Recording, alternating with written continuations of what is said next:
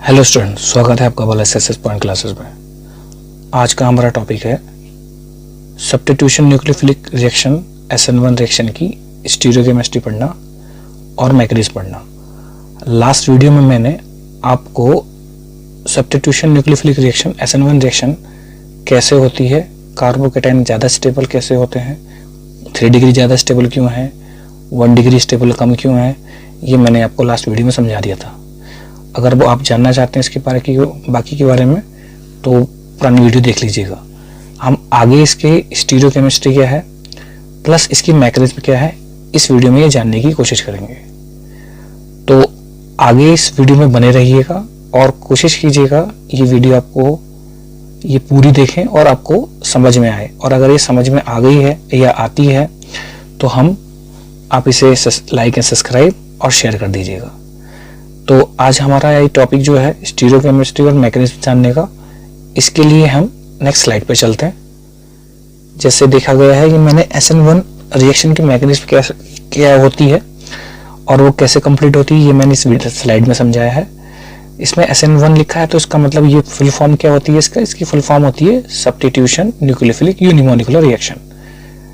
S का मतलब ये सब्स्टिट्यूशन है, N का मतलब न्यूक्लियोफिलिक है और 1 का मतलब यूनिमोलिकुलर है। यूनिमोलिकुलर से मींस एक मॉलिक्यूल वाली।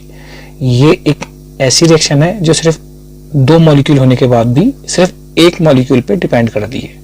जैसे ध्यान देंगे नीचे लिखा है इसमें RX, यहाँ क्या लिखा है RX और न्यूक्लियोफाइल। अगर मैं इस रिएक्शन को नॉर्मली देखूं तो इसके जो रिएक्टेंट हैं 2 हैं, एक रिएक्टेंट RX है और एक रिएक्टेंट हमारे पास न्यूक्लियोफाइल है।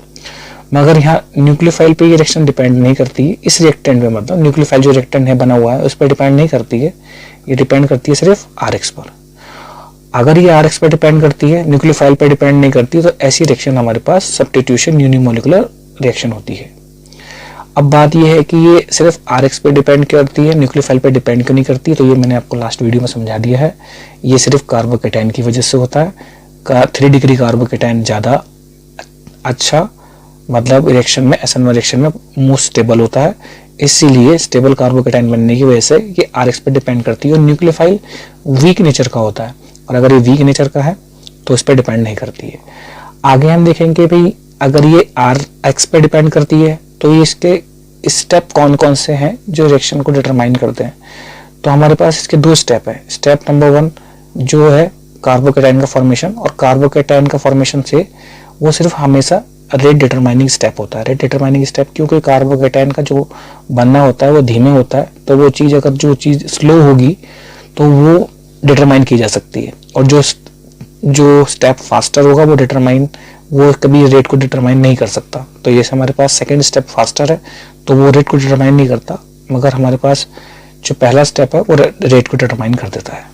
जैसे हमारे पास एग्जांपल लिया हुआ है, ये R3 का मतलब यहाँ पर 3 एल्काइल ग्रुप है, एक कार्बन से, और एक X का मतलब एक हैलाइड ग्रुप है। अगर ये किसी वाटर मॉलिक्यूल के साथ कनेक्ट हुआ तो OH वाटर का OH जाके कनेक्ट हो गया और इसका एक H निकल के हमारे पास कहाँ HX के साथ निकल गया। तो इसमें जो ये बन के आया टर्शरी अल्कोहल, ये टर्शरी अल्कोहल क्या इंडिकेट कर रहा है कि जो रिएक्शन थी वो हमारे पास एल्काइल हैलाइड कौन से थे, वो 3 डिग्री थे। 3 डिग्री से 3 डिग्री अल्कोहल बन के आ गया और ये रिएक्शन ज़्यादा स्टेबल हुई क्योंकि इसके अंदर कार्बोकेटाइन कैसा बनेगा, 3 डिग्री बनेगा। तो इस बात को अभी अगर ये समझ में नहीं आया तो मैं आपको नेक्स्ट स्लाइड में अच्छे से समझाऊंगा, ध्यान देखें। अब हमारे पास मैंने जो बताया कि भाई 3 डिग्री क्या हुआ, 1 डिग्री क्या हुआ, यहाँ पर मैं समझाने की कोशिश करूंगा। पहले मैं दोनों के स्टेप को क्लियरली समझाऊंगा, फिर उसके बाद मैं आपको ये बताऊंगा कि यही स्टेप में यही कंपाउंड या रिएजेंट क्यों लिए गए। तो पहले हमारे पास लिखा है SN1 रिएक्शन का पहला स्टेप नंबर में लिखा है क्लीवेज ऑफ CX बॉन्ड। यहाँ ध्यान से देखें, ये लिखा है CX बॉन्ड। अगर CX बॉन्ड ब्रेक होगा तभी कार्बोकेटाइन का फॉर्मेशन होगा, मतलब X ग्रुप के टूटने से कार्बन पे पॉजिटिव चार्ज आ जाएंगे। जब कार्बन पे पॉजिटिव चार्ज आ जाते हैं तो वो कार्बोकेटाइन बन जाता है, और X पे जो है नेगेटिव चार्ज आता है तो वो हैलाइड ग्रुप बन जाता है। हैलाइड ग्रुप X ग्रुप और प्लस कार्बन पे पॉजिटिव हमारे पास कार्बोकेटाइन। तो बात यह है कि यहाँ पर कार्बोकेटाइन जो लिखा है वो कार्बन के साथ 3 एल्काइल ग्रुप लिखे हैं और एक X लिखा है। बात क्या है, ये ऐसा क्यों समझाया गया है, ये इसलिए डिपेंड किया गया है कि जो हमारे पास कार्बोकैटायन जो मैंने पीछे भी समझाया था आपको, कार्बोकैटायन कौन सा स्टेबल होता है 3 डिग्री, इसलिए इसमें 3 एल्काइल ग्रुप लिए हुए हैं। तो अगर मान लो मैं समझाना चाहता हूँ इसी ग्रुप को, तो कैसे समझाएंगे, देखें हमारे पास जैसे एग्जांपल पे है, अगर मान लो मैं बात करता हूँ कौन सा डिग्री की, मैं बात करता हूँ 1 डिग्री की, तो ये हमारे पास एक एग्जांपल लिया है मैंने, कौन सा, ये है 1 डिग्री का। फिर इससे ज्यादा कार्बोकैटायन स्टेबल कौन सा बनता है, इससे ज्यादा कार्बोकैटायन हमारे पास बनता है 2 डिग्री का। ये मैं एग्जांपल ले रहा हूँ किसका, 2 डिग्री का कार्बोकैटायन बनेगा इसमें। फिर मैं अगर हम एग्जांपल फिर लेंगे हम CH3 CCH3 CH3, मतलब हम ले रहे हैं 3 डिग्री का, 3 डिग्री एल्काइल हाइड। तो पहला वाला कौन सा है 1 डिग्री एल्काइल हाइड, दूसरा कौन सा है 2 डिग्री एल्काइल हाइड, और तीसरा कौन सा है हमारे पास 3 डिग्री एल्काइल हाइड। तो इसमें अगर हम तीनों के बॉन्ड ब्रेक करें, इसका बॉन्ड ब्रेक करें, इसका बॉन्ड ब्रेक करें और इसका बॉन्ड ब्रेक करें, तो हमेशा इलेक्ट्रॉन क्लोराइड खींच के लेके, मतलब X ग्रुप खींच के लेके जाएगा। तो हमारे पास यहाँ से क्या मिल जाएगा CH3 CH2 पॉजिटिव, मतलब प्राइमरी कार्बोकैटायन।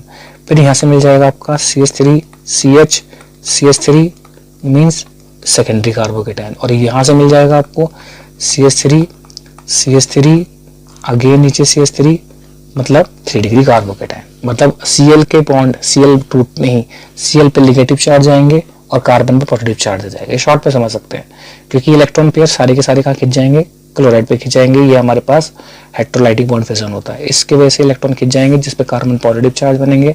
और ये भी 3 टाइप के बनेंगे, प्राइमरी, सेकेंडरी एंड टर्शरी, जिसमें टर्शरी कार्बोकैटायन ज्यादा स्टेबल होता है। तो वही चीज यहाँ पर समझाई गई है, क्लीवेज ऑफ CX बॉन्ड। तो ये CX बॉन्ड बनने से हमारे पास क्या आया 3 डिग्री कार्बोकैटायन। इसका मतलब इस पे 3 एल्काइल ग्रुप कनेक्टेड है। और ये जो स्टेप आता है ये स्लो स्टेप आता है, तो इसलिए ये रिएक्शन, ये स्टेप हमारे पास रेट डिटरमाइनिंग स्टेप है इसका। फिर हमारे पास आता है अटैकिंग न्यूक्लियोफाइल। अब क्या होता है, जब ये कार्बोकैटायन बन जाता है तो यहीं पर न्यूक्लियोफाइल अटैक करने की कोशिश करता है। क्योंकि न्यूक्लियोफाइल क्यों अटैक करता है, क्योंकि उसके पास तो पॉजिटिव चार्ज आ गए और न्यूक्लियोफाइल पे नेगेटिव चार्ज होते हैं और लोन पेयर भी होते हैं बॉन्ड बनाने के लिए। तो ये लोन पेयर इसको डोनेट कर देता है, बीच में लाता है अपना लोन पेयर, मिड में लाता है, मिड में लाता है तो ये बॉन्ड बन जाता है, बॉन्ड बनता है तो नेगेटिव पॉजिटिव के बीच बॉन्ड बनने से नया हमारे पास कंपाउंड मिल जाता है, जो हमारे पास न्यूक्लियोफाइल को इंडिकेट कर रहा है 3 डिग्री कार्बोकैटायन के साथ। तो ये जो स्टेप है आपका ये फास्टर आता है, तो इसलिए रिएक्शन, ये डिटरमाइन रिएक्शन को नहीं कर सकता, ये डिटरमाइनिंग स्टेप हमारा फर्स्ट होता है। अब हमने ये स्टेप तो जान लिए SN1 मैकेनिज्म के कितने स्टेप में कंप्लीट होता है, बट हमारे पास एक टॉपिक रह गया है इसके अंदर, वो है इसकी स्टीरियोकेमिस्ट्री। स्टीरियोकेमिस्ट्री के लिए मैं आप नेक्स्ट स्लाइड पे देखेंगे। स्टीरियोकेमिस्ट्री क्या है, पर हमारे पास स्टीरियोकेमिस्ट्री जो भी आएगी तो वो डिपेंड करती है, वो हमारे पास किस पे डिपेंड करती है। पहले हम देखेंगे rate depend upon the stability of carbocation. वो जो मैंने पीछे बताया कार्बोकैटायन की स्टेबिलिटी पे डिपेंड करता है। 3 डिग्री कार्बोकैटायन हमारे पास ज्यादा स्टेबल आता है। इनमें हम स्टीरियोकेमिस्ट्री ऐसे कैसे ऐड कर सकते हैं, स्टीरियोकेमिस्ट्री ऐड करने के लिए मुझे क्या करना होगा, ये देखना होगा ये वाला कार्बन जो मैं बना रहा हूँ, ये स्टार वाला कार्बन, इस कार्बन से 1 2 3 4 कितने एल्काइल ग्रुप, वो कितने ग्रुप अटैच है, वो चारों के चारों डिफरेंट है। इधर लगा है हमारे पास CH2 और CH3 मीन CH3 CH2 लगा है, ये कार्बन के साथ CH3 है, और यहाँ पर ऊपर CH3 लगा है, और यहाँ पर क्या लगा है, यहाँ पर हमारे पास हाइड्रोजन है, यहाँ Br लगा है। तो ये एक ऐसा कार्बन है जिसपे हमारे पास 4 एल्काइल, चार डिफरेंट ग्रुप है, और 4 डिफरेंट ग्रुप है, तो इसे हम ऐसे कार्बन को हम बोलते हैं कायरल कार्बन। तो ये कायरल कार्बन है। अब हुआ क्या, जब हमने इसका बॉन्ड ब्रेक किया, सपोज हमने बॉन्ड ब्रेक किया तो Br निकल गया होगा, Br निकल गया इलेक्ट्रॉन पेयर लेकर के अपने, और बाकी कार्बन पे क्या आ गया, पॉजिटिव चार्ज आ गया। अगर जैसी पॉजिटिव चार्ज आया तो पहले ही हमारे पास 4 कॉर्नर वाला था, ये 1 2 3 4 4 बॉन्ड थे, जैसे ही ब्रेक हो गया अभी कैसे में कन्वर्ट हो गया, ये आपका ट्राइगोनल में कन्वर्ट, ट्राइगोनल पेयर में कन्वर्ट हो गया, 3 कॉर्नर वाला बन गया। अभी ऊपर CH3 है, इधर H है, इधर CH2 है, इधर CH3 है, ये 3 कॉर्नर में कन्वर्ट हो गया। अब 3 कॉर्नर में अगर ये कन्वर्ट हो गया तो अब इस पे न्यूक्लियोफाइल अटैक करेगा। ये स्टेप नंबर 1 है हमारा, मतलब फॉर्मेशन ऑफ कार्बोकैटायन। अब फॉर्मेशन ऑफ कार्बोकैटायन हो गया, अब कार्बोकैटायन बन के जब नीचे आया तो इस पे न्यूक्लियोफाइल अटैच होगा। अब जब न्यूक्लियोफाइल अटैच होगा तो वो 2 साइड से अटैच होगा, क्योंकि साइड में जगह बन गई है, ये जो है दोनों नीचे खिसक गए हैं, तो इसके बाद इसके पास न्यूक्लियोफाइल का अटैक करने की 2 साइड बन गई, इधर से भी अटैक हो जाएगा और इधर से भी अटैक हो जाएगा, जैसे कि नीचे समझाया गया है।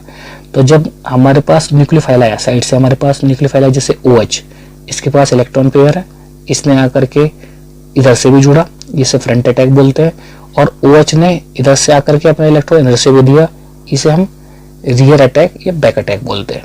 ये बैक अटैक किया और OH से फ्रंट अटैक किया। जब ये OH से फ्रंट अटैक किया मतलब उसी साइड से जुड़ गया जहां पर Br निकल रहा था, इसी साइड से Br निकल रहा था, उसी साइड पे जुड़ गया, उसे तो फ्रंट अटैक बोलते हैं।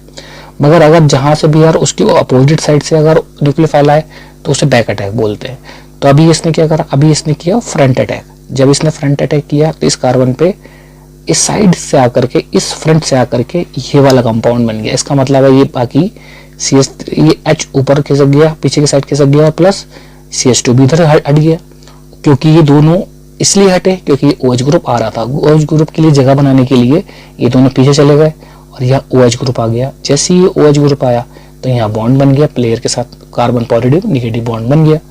अब निगेटिव पॉजिटिव बॉन्ड बन गया तो हमारे पास एक नया कंपाउंड मिल गया जो है हमारे पास minus butene 2 it's mean minus क्या इंडिकेट कर रहा है कि भाई ये इधर की साइड से कनेक्टेड है, ठीक, राइट साइड से, तो ये माइनस को इंडिकेट कर रहा है। दूसरी साइड इधर ध्यान देंगे। अब हमारे पास अगर ये बैक साइड से आया, रियर साइड से, ठीक, अगर ये बैक साइड से आया तो जो OH ग्रुप है वो इधर बैक वाली साइड में जुड़ गया, उसकी जस्ट उल्टी साइड में। जब ये इसकी उल्टी साइड में जुड़ा तो इसे हम पॉजिटिव ब्यूटेन 2 बोलेंगे। तो इट्स मीन अगर वो इधर रियर अटैक मतलब बैक साइड से अटैक करता है तो हम उसे क्या बोलते हैं, ब्यूटेन 2, और अगर हमें फ्रंट पे अटैक करता है फ्रंट साइड से तो हम उसे बोलते हैं माइनस ब्यूटेन 2। तो अगर ये दोनों बनते हैं तो नॉर्मली हम इनको एक नाम और दिया है जो इसमें डिस्क्राइब नहीं है, ये हम बोलते हैं इसका ये है इन्वर्जन कंपाउंड। इन्वर्जन का मतलब जस्ट उल्टा कंपाउंड। और ये हमारे पास कौन सा होता है, ये हमारे पास है इसका रिटेंशन कंपाउंड।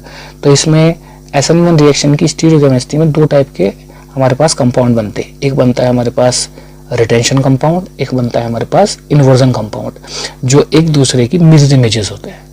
अगर हम इसमें ऑप्टिकली आइसोमरिज्म चेक करें तो ये एक दूसरे के ऑप्टिकल आइसोमर बने हैं, जिसकी वजह से हमारे पास अगर जब दोनों बन जाते हैं, दोनों इक्वल अमाउंट में, जैसे इस पे लिखा है यहाँ 50% हमारे पास बन रहा है क्या, इन्वर्जन, और 50% बन रहा है हमारे पास रिटेंशन। तो इन दोनों के मिलने से जो कंपाउंड बन के आते हैं उनमें एक दूसरे को कैंसिल आउट करने की टेंडेंसी होती है, एक दूसरे से कैंसिल आउट हो जाते हैं। और जब ये कैंसिल आउट होते हैं तो अब इस कंपाउंड को अब बोलते हैं रैसिमिक मिक्सचर। तो रैसिमिक मिक्सचर में हमारे पास क्या मिलते हैं, दोनों क्लॉकवाइज भी और एंटी क्लॉकवाइज भी। ये हमारे पास एंटी क्लॉकवाइज हो गया और ये क्लॉकवाइज हो गया। तो नॉर्मली हम इसे डेक्स्ट्रो-रोटेटरी, इसे हम लीवो-रोटेटरी भी बोलते हैं, बट हमने SN1 और SN2 के अकॉर्डिंग इसको हमने नाम भी दिया है, ये है इन्वर्जन और ये है रिटेंशन। जिसमें इन्वर्जन और रिटेंशन दोनों कंपाउंड बनते हैं, उसे हम रैसिमिक मिक्सचर भी बोलते हैं। तो आई होप मैंने बहुत कोशिश की आपको समझाने की कि आपको ये हमारे पास कंपाउंड समझ में आ जाए कि SN1 रिएक्शन SN2 रिएक्शन क्या होती है, वो कैसे कंप्लीट होगी, और प्लस स्टीरियोकेमिस्ट्री क्या है इसकी, ये मैंने आपको समझाने की कोशिश की है। आई होप आपको समझ में आ गई होगी। अगर ये अब भी समझ में नहीं आती है तो जो पॉइंट आपको समझ में नहीं आता है उसको कमेंट करके पूछ लीजिएगा। Thank you.